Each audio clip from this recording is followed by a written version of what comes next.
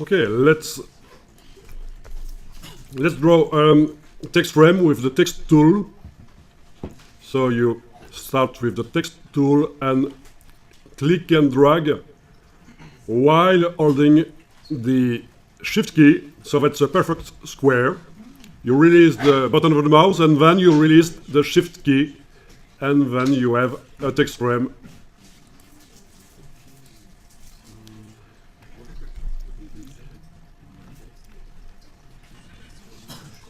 We'll put a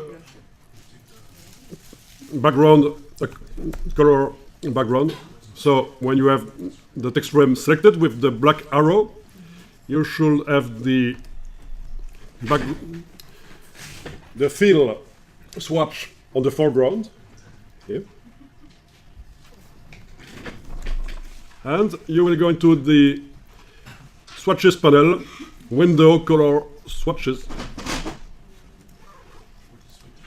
And we'll put a layer yellow background onto that frame. Okay, good. What about the size of the square? You will end up with a square same size as me, so you have to select your text frame, and here you will put both values 40 and 40. Width and height 40. So it's a 40 pixels square.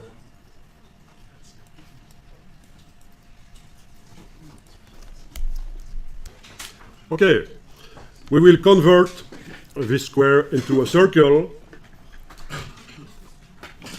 I could have done a circle at first, but I will decide now that square is not okay. I wish to have a circle, so you select the square with the black arrow tool, and then you go into Object,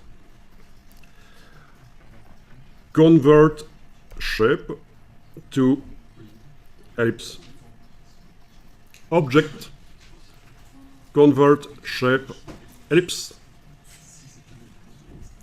And then, since the ellipse has the same width and height, it is a perfect circle.